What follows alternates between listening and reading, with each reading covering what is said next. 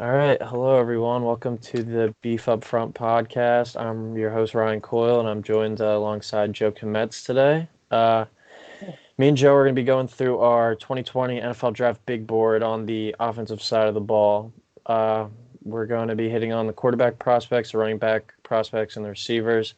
We ranked the top five at each spot, and after we post the video, I'm gonna put in the description like the time segments of like when each position started. So if you want to kind of skip around, you just want to hear about running backs or receivers, I'll put that timed in the description so you can all look at it.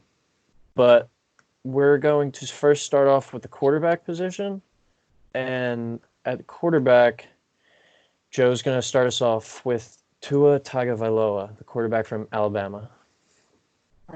Tua's an absolute beast, got a great arm. The injury obviously, scares a lot of people. He can say whatever he wants. Oh, I'm fine. I'm this, I'm that.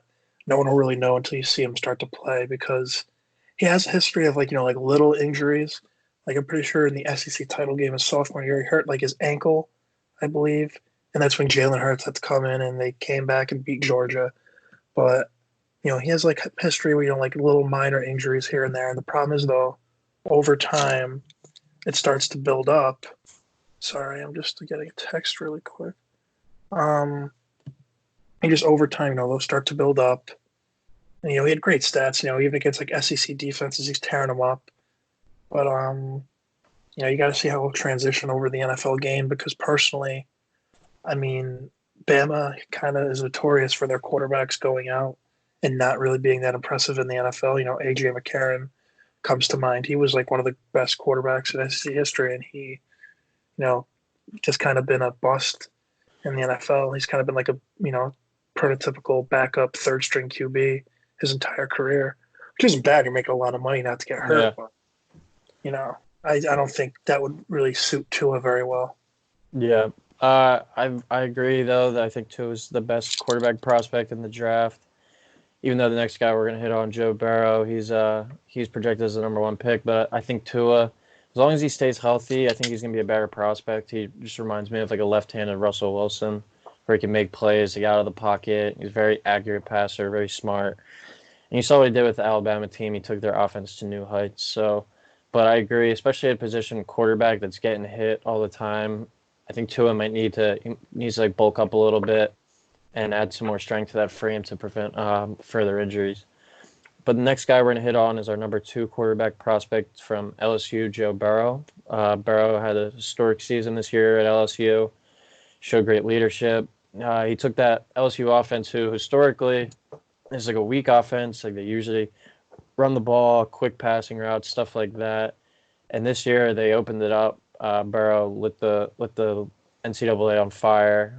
How many touchdown passes he threw? Over 50 touchdown I passes. think it was like 60. I'll look that up really quick. Something crazy, especially when he lit up Clemson in the title game. Who'd they play in the Final Four? Did They they play Ohio murdered State? Oklahoma. They Oh, murdered Oklahoma. Oklahoma. Yeah, he took them apart. He just anything that was in his path this year, even Alabama in the regular season, he just destroyed them. He's got a strong arm. He's a very smart quarterback. Knows how to make the right reads, and he's most likely, unless some team offers a king's ransom to trade up to number one, he's going to be the franchise quarterback going forward for the Bengals. But I would still have Tua over him just because I think long term, as long as he stays healthy, that'll be the better pick. I mean, I agree 100%. And, it's right here 60 TDs to only six interceptions, Yeah, which is wild, especially in the 10, SEC 10 to 1 West. ratio there. Yeah, that's wild. So 5,671 yards passing. The stats speak for itself. He's probably going to go number one. He's from Ohio, so he'll be going back to his home yeah, state, which can be bad in some cases, being that close to people from home that could potentially try to take advantage of him. That's not really draft stuff, but that's just, personal stuff going yeah. forward. I watched what's his name from Ohio State? He's the running back in like the early 2000s, whatever. I Beanie forget his name. He was like Wells. friends. No, not Beanie. Of course, this is recording. It'll pop in my head later. But yeah, I think he's gonna be great in the NFL. But at the same time, though, this class is kind of reminding me of Andrew Luck and RG3 a little bit. how Okay. both of them were, are supposed to be really great, but they don't have a lot to show for it in the NFL. Yeah. So next up, we're gonna hit on our third prospect, Jordan Love, the quarterback from Utah State. Jordan Love, I mean, once again, stat wise, he's an absolute monster. He destroyed the Mountain West. Utah State had a great season. They did lose to Kent State in the Tropical Smoothie Cafe Bowl, which is It's my favorite you know, one. it's a prestigious bowl game. To lose that game is tough, but he went off in that game, 317 yards passing, 3 TDs. He wasn't exactly surrounded by the best group of guys out there. Utah State's talented, but at the end of the day, they're in the Mountain West, like Boise State beat them 56-21. And it's a lot like Josh Allen, how people were kind of skeptical, like, oh, he would kill the teams in the Mountain West, but then he'd play like Oregon, Wisconsin, like his 3 Power 5 games. Josh Allen was like 1 TD and 8 picks or something like that. But Jordan Love, we were talking before the podcast, and you brought up how he was, has the raw talent. Kind of reminds people of a little bit of like Patrick Mahomes, where he has the talent, but he needs to like learn the game. And I think if he goes somewhere with like with a good QB, like I know you're gonna laugh, like if maybe somewhere down the line the Bucks pick him up, Yeah. learn under Tom Brady for a couple of years. I definitely think that could be a good fit for him. But I think he'll definitely be good in the NFL. But like you said, he's just got to learn the game more. Yeah, I think he's one of those guys where definitely sit a year, maybe even two, and learn. I think a good spot maybe even would be New England. If he maybe play Stidham for the year or like a veteran guy like Brian Hoyer, and then you kind of transition into playing Love. Or I was thinking maybe even, I don't know if they'll invest in a quarterback in the first round just because of they're like a win now team, but a team maybe like the Saints where all right, you put him behind a guy like Yeah, Drew that's what it Brees said. and then you slide him right into Sean Payton's offense. But I think Love is one of those guys too who when he gets surrounded by some better talent, he's gonna explode. And I think long term he could wind up being the best prospect from the quarterback position in this draft. The next guy we're going to hit on is our fourth prospect, Justin Herbert from Oregon. Herbert was a guy who, if he came out last year, he might have been the first overall pick. He's one of those guys who went back. He wanted to kind of develop more in college without having so much pressure that he would in the NFL. And he led Oregon to a Rose Bowl victory, but I think it's pretty fair to say that his stock dropped. He's looking at like a late top 10 pick to mid first round. In my latest mock draft, I had him sliding all the way down to the end of the first, just because I've been listening to in my off time a lot of like podcasts about the draft and stuff.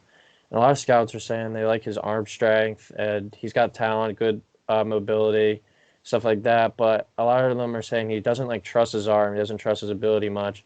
With such a strong arm, he throws a lot of short passes. And one of like the podcasts actually listened to refer to him as the check down king.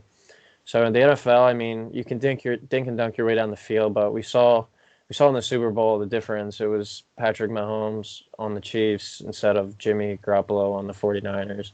At the end of the day, you're going to need your quarterback to make you plays to win games, and I'm not sold that Herbert's that kind of guy right now.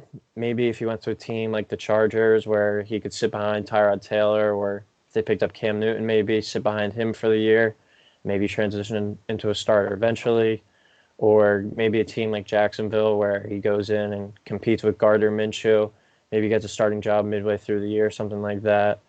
But I'm not sold on Herbert as a prospect right now to play right away. I like his long-term tools, but I'm not sold on him as of right now. Yeah, I mean, I agree. This was a guy at the before the combine and stuff. They were talking about he was potentially going to be picked above potentially Tua with that injury. But now you have him on your big board. I got it right here on my phone. He's fourth right now. But I agree. I think I wouldn't be surprised if he ends up with the Chargers because that's who I thought was going to take him from the beginning. But I could also see him falling, late first round, potentially, early second round, depending on who's going to be available down there. But I'm with you. I'm not really sold on Justin Herbert. Watching him play, I saw him play in that Arizona State game when they lost. I wasn't really that impressed. Even like the Rose Bowl, like he had like a good game, but it wasn't really like, oh wow, this guy's going Yeah. to be a bona fide star in the NFL. Yeah, it doesn't really strike me as, at least as of now, as a guy who I think will be a long-term starter in the league. He's definitely still a developing prospect. Or if you get him in the right system, maybe you can turn that around. But that's why I got guys like Love ahead of him. Where a lot of people have Herbert maybe ahead of Love, but I like Love better long-term suited than I do Herbert. And our last prospect that we're going to hit on for our top five of our quarterbacks is Jacob Eason from Washington.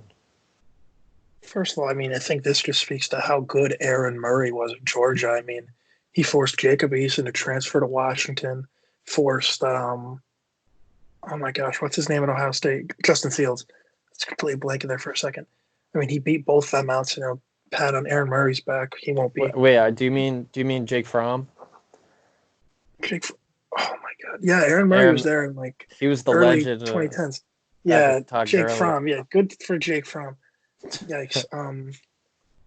Jake Fromm. Good for him. But yeah, Jacob Eason. Washington was what 9-3 this year. I don't have their record up in front of me, but Yeah, they had a solid year, but they had a solid year. Beat Mike Leach once again in the Apple Cup, which I feel like is an annual tradition the day after Thanksgiving. well, he's Um, gone. He's down. He's yeah, down. he's Down state now. down here with your Hail State, your Bulldogs. Yeah, my Big move Bulldogs. for them. But Jacob Eason, I feel like I haven't really heard a crazy lot about him. I feel like at the combine, he had a great combine because I was seeing a lot of stuff on my phone pop up. Haven't really been paying attention a lot to Eason, but he led Washington to a good year. I don't think he'll be anything in the NFL. I feel like he's just going to be a backup. He may have like a Kyle Allen, like flash in the pan. Maybe you put him in and he'll have a Yeah. couple of good games. I feel like this is the type of guy who's going to be sitting in like the fourth round, and like Really? just for shits and giggles, like the Seahawks will be like, you know what? Why not?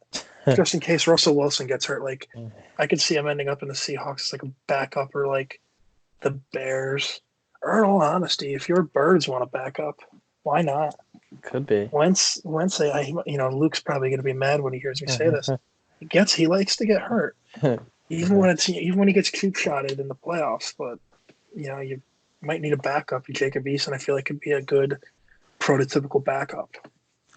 Well, this is one of the things I disagree with you on. I actually like Eason. I think that he's got a very strong arm, smart quarterback, but I think he's another guy who could benefit from maybe sitting behind a guy like maybe the Bucks go in the second round and take him. Where all right, let's see you behind Tom Brady for 2 years, learn from the best, and maybe step in 2 or 3 years down the line. But I like Eason. I think that he's gonna make some noise. I was tempted to kind of put him above Herbert just because the more I've heard about Herbert, the less I've liked him, and just kind of like I'm not gonna say I'm a film guru, but just watching like highlights and stuff prepared for this, like Eason's got the arm strength to make some good throws. I don't think he's an NFL ready quarterback right now, like you were saying, but he's got the raw talent, and I think that just a little more like game preparation, mental like development as a quarterback was where he could benefit, and a spot maybe like Tampa Bay would help him out there.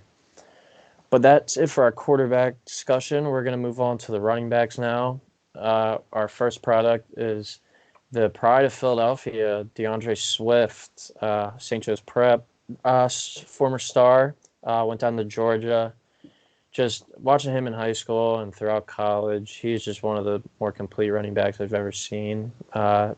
Big kid, strong, fast. He's got great hands. He can run great routes, run in between the tackles, outside. He's just such a versatile prospect. And I think that any team he goes to, he's going to be kind of like a Le'Veon Bell, where he can run for 1,000 yards, catch for 500, maybe even like a Christian McCaffrey type. I don't know as good of a receiver as McCaffrey, but he's definitely impact player from day one, and I don't see him falling past the first round. And he's another guy I would like to see go to the Bucks. I think that would complete their offense because the way he can run routes and catch the ball out of the backfield, I think Tom Brady would love a guy like him. I mean, I agree. I think DeAndre Swift's the best overall back in this draft. I think he's going to be great in the NFL, but obviously the guy right behind him, who we're going to talk about next, Jonathan Taylor, may have something to say about that, but I mean, I think Swift is just, he played down once again, in the SEC. As much as I hate to say it, the SEC is the best conference in football. They're playing against, grown men. So many NFL players come out down there. And, he's proven, he's like battle tested almost. He's played the best possible defense you could play against, you know what I mean? He's really experienced. And I feel like if you take him off that Georgia team, they wouldn't be nearly as good as they were this year. All right. Our next running back, like you were saying, Joe, is second ranked running back for us, Jonathan Taylor from Wisconsin. We talked about this in the previous podcast I was on. He's got a lot of mileage on him already. He was the heart and soul of that Wisconsin team. Whatever he did, they did. He moved that team. I feel like whenever you watch Wisconsin, it was always Jonathan Taylor and the Badgers. You know what I mean? It was never, they would never talk about their quarterback and stuff. I think he's going to be a good NFL back. I think he's going to be more of like a power back. He's more of like, in between the tackles guy in the NFL, I feel like. But obviously, one thing you got to worry about with all that mileage is if he gets hurt, like, what are you going to do? That's why I feel like he'll be a late first round, early second round. I don't see him falling outside of the, like early second round. Yeah. But, you never know, obviously, with how these teams evaluate. I mean, the Jets might be picking another D back in the first round when we need a wide receiver, but that's another topic. Yeah, I agree. I think Taylor is best suited in the NFL for like a between the tackles kind of guy. But listening to some podcasts, I heard that he's actually like a former like track star in like high school and stuff, so he does got some good straight line speed. And I think with all that mileage, some mock drafts I read in, he's gonna be a running back where I think it might fit him best to go to a team with another very good running back, kind of like they have in Tennessee with Derrick Henry. Kind of, all right, these two guys have definitely had their fair share of mileage on them. Let's pair them together and let's wear the other team down at the end of the day. Keep them both fresh, especially for when you get to the playoffs. Use the speed of Taylor on outside runs like that. Use Henry and his role as like the battering ram that he is. And kind of just, all right, we're just going to run the ball down a team's throat until they stop us. And I think Taylor would be a good fit for a team like Tennessee. I actually, in my latest mock draft, that'll be going up in a few days, I have him going to the Saints with Kamara. Maybe focus on Kamara more as like a receiver type or like just straight outside runs and give Jonathan Taylor a bulk of the carries down there. But I like Taylor's speed. One thing I've read about him, though, is he had a lot of fumbles in college, so that's one thing he's definitely got to clean up if he wants to stay on the NFL field. But he's definitely an intriguing prospect who I think will go mid to late first round. Won't fall past the second round though. But our next running back we're going to hit on is Clyde Edwards-Helaire. He's our third ranked running back prospect, and he's from LSU. He's one of those guys that, I'm going to be honest, before this year I never heard of him. And kind of Joe Burrow, I think, kind of made him into a very good prospect. And I just remember watching that Alabama game. This guy was all over the field on third downs. You could give it to him 3rd and 1, run a guy over, get the first down. You could throw him an out route. He can catch the ball. He can turn up the field with good speed. First down. Like, he's just one of those guys. He's a playmaker. And he's like a short guy, too. Just watching him, he's a little taller than this guy, and he's got some more power to him, but he kind of reminded me like a Darren Sproles, where you could use him in multiple facets. And he's just a guy that you can depend on as a team. He's another guy I would like to see maybe with the Saints to pair with Kamara. He doesn't remind me of a lead back. I don't think he's a guy who can make your workhorse, but he's definitely a very, very versatile player who's going to find a role in the NFL and be a productive player. I mean, yeah, you hit it on the head when, you had the comparison to a Darren Sproles. And like you said, I feel like whenever we watched LSU on TV, whenever they were in like a tough spot, it would just be, Edwards-Helaire making a big play, getting them the first down. He was a big part of that team, and he was like Joe Burrow's kind of like safety valve, you know what I mean? Like, if he couldn't get something done, well, you still have Helaire in the backfield to get you the yards that you might need. So I think he'll definitely be a good fit for, like you said, the Saints. I feel like that would be a good spot for him to land, playing down at LSU as well. He's already kind of familiar, and, he won a national title in that stadium. More postseason wins than the Saints have had there in the past couple of years, too. So, Yeah, might help him out. Yikes. All right, our fourth prospect we're going to hit on is J.K. Dobbins from the Ohio State. First of all, I had no clue J.K. Dobbins rushed for over 2,000 yards this year. I didn't. I have it right here. When I first saw that, I was like, "There's no way that's true." But he rushed for over 2,000 yards, had 21 TDs. He was another huge part of the Ohio State offense. Once again, how we were talking about Edwards-Helaire was like a safety valve.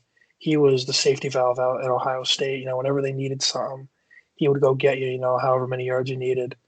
He was a human highlight reel when he was at Ohio State. And once again, like I feel like whenever we watched him play, it was always Dobbins. And they moved him out at receiver a lot, and he had a lot of receptions when they needed him. Not obviously like a bulk receiver, but whenever they Yeah. needed him to go catch a ball, he averaged over 10.7 yards a reception. So, and he averaged over 6.7 yards per carry this year too, which is huge, especially in the Big Ten, where I feel like that's where like the best run defenses are in the country. But Yeah. I feel like he'd be a good fit. I could see him going late first round. This is going to be a very heavy skill positioned first round this year. A lot of receivers, a lot of running backs, a lot of QBs. And, it just depends on what teams see in him at this point. Whether they, how do they compare him to Edwards-Helaire or even him to, Jonathan Taylor, you know what I mean? But he'll definitely, have a good career in the NFL. I feel like he may have, out of the guys we've talked about so far, the longest career. I don't know about the best career, but I feel like I can see him being in the NFL for a long time. Yeah, I agree. I think he's definitely an explosive runner. Like you said, he averaged a lot of yards per carry, a lot of yards per catch. He's an explosive home run hitter. And that's what a lot of teams are looking for, especially today's NFL with all it's kind of like the lead back thing's kind of going away. It's more so we're trying to build duos and trios to run our offense around. And he's one of those guys who could, all right, maybe we have a power back as our lead guy. All right, let's throw in J.K. Dobbins as our home run hitter or explosive player. Our last running back we're going to hit on for this segment is Cam Akers, the running back from Florida State. Akers is the kind of guy who's been flying under the radar. He's a prospect where he might be the most talented running back in the class. A lot of the analysts are saying, but he went under the radar just because of the mess that was down at Florida State this past year with our boy Willie Taggart. They had awful offensive line too, and he's kind of one of those guys who he had to make a lot of plays for himself. He ran for over 1,100 yards and 14 touchdowns, averaged 5 yards a carry, which is solid too. But he's a very, very good running back, and he's one of those guys where I feel like he might get picked up in like the third or fourth round, and then everyone, like especially like fantasy football people, are going to be like, "Who the heck's this guy? Where'd he come from?" When he's kind of tearing up teams like come like week 3, week 4. So he's definitely a guy who I think can step in and help teams right away. Just looking at like some previous stats, he had not this past season, but the year before, his longest rush was 85 yards. So you see he's got that explosive playmaking ability. He's a solid all-around player, and he could be one of the more underrated prospects in the entire draft this year. I mean, Cam Akers, I feel like he's been there forever, but he's only been there 3 years. But I feel like I've seen him for years, and it sucks for him. He got in at Florida State at possibly the worst 3-year stretch in school history. I mean, going 7-6, 5-7, 6-7. Yeah, it's kind of really tough for him. He was kind of like the only bright spot on that team. Their offensive line has just been an embarrassment the past They couple need you of down years. there. Well, you know what they say about Joe Komet? He was a turnstile down in out at Woodland, but their O line is just a mess. I mean, the fact that he still rushed for over 1,100 yards is impressive enough this year. I feel I can see him going in a mid-second round, though. That's kind of really all I got on him. All right. That'll do it for our running backs. We're going to move on to our last segment of our big board of the day, which is the receivers. And Joe's going to hit us off with the big three, starting with our first prospect, Jerry Jeudy. Please to God, have the Jets draft Jerry Jeudy. Don't get a D back. We don't need it. That's what I'll start with. I mean, Jerry Jeudy, once again, another stud at Alabama. He completely tore it up this year. And once again, playing in the SEC, I'm going to compare him to CeeDee Lamb, which we did a lot of in the last podcast, so I won't really go crazy in depth in this one. But, CeeDee Lamb, stat wise, he had more yards per, catch. His stats look a little bit better than Jerry Judy's, but Jerry Jeudy played against the SEC defenses compared to CeeDee Lamb playing out in the Big 12 where they score 60, 70, 80 points a game. And at the end of the day, I'm a firm believer in iron sharpens iron. And I feel like Jerry Jeudy will be the best receiver out of any receiver in this class. This is a huge class for wide receivers. I feel like Jerry Yeah. Jeudy will definitely be leading the pack. I can see CeeDee Lamb as a big deep threat guy, kind of like Hollywood Brown. Once again, the Jets do need a deep threat. So if Jerry Judy's off the board by the time that 11th pick happens, we have the 11th pick, right? Yeah, 11th pick. Yeah, that's what I thought. We have the 11th. I haven't been keeping up with the draft as much ever since I've been in a sports depression when everything's been canceled. But CeeDee Lamb, I think, would be a great replacement for Robbie Anderson, the great weapon we had. But and then Henry Ruggs, I still feel like he benefited from the combine so much. Like I don't really know. I don't pay attention much during combine season. I pay attention, during that season. I feel like Henry Ruggs wasn't really a big contributor down at Bama. Obviously, I'm not gonna die on that hill, but I feel like he benefited from a very strong combine. And like we said, we're seeing his high school basketball mixtape dropping out of nowhere. Like no one ever saw it before, but then all of a sudden, he's dunking over people. And I agree though with the top 5 you have here. I think it's in perfect order. But I feel like Henry Ruggs is going to be the first guy off the board. Like I saw in one of the drafts, this was, I looked at it right before the last podcast. The Broncos were thinking about taking him. Good for them. Get him. Keep him. Enjoy it. I want Jerry Jeudy. Now, of course, this is probably going to bite me in the ass, and Jerry Judy's going to be the worst receiver ever. And Henry Ruggs is going to become the next Randy Moss. But those are my thoughts on the 3 receivers. You have 1, 2, 3. All right. I'll just piggyback a little bit off of what you were saying. Jeudy, I think, is number 1 just because I think he's an NFL-ready prospect from day one. He can run all the routes. He's got great hands. And he make plays with the ball in his hand after the catch, which is the name of the game in today's NFL. Make a guy miss and make us big plays.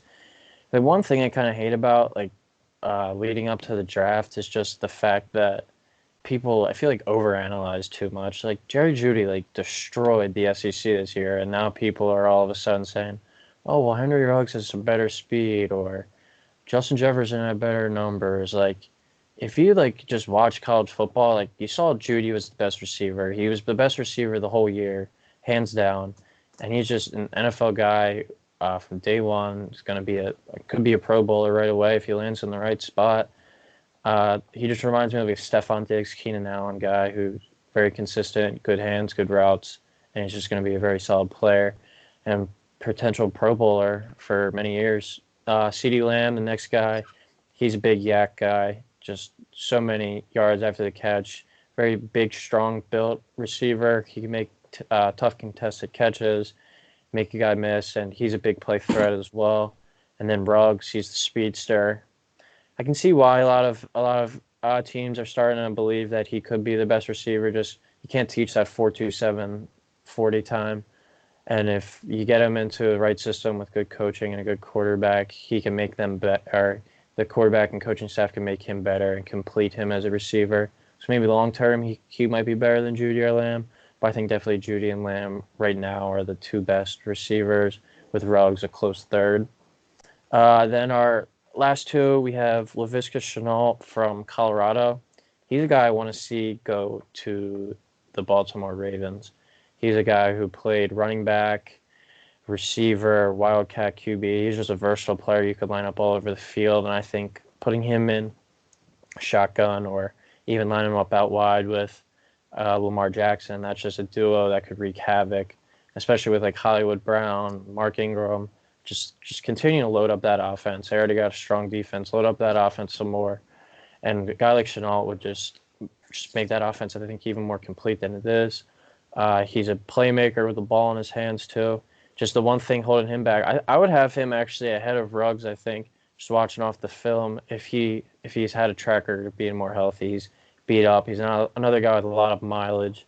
Coming from Colorado, they don't exactly produce the most aspiring NFL offensive prospects in recent years, but so he's been the guy there for a while now. Just gets all the attention, and he's definitely got some mileage up on him. But if he gets in the right system, he's like a Debo Samuel guy who you can do anything with him, and he's going to make some plays. And the last guy is Justin Jefferson, who through this process I haven't really liked him that much, but kind of like I looked at his stats from last year, and I looked at some more tape of him.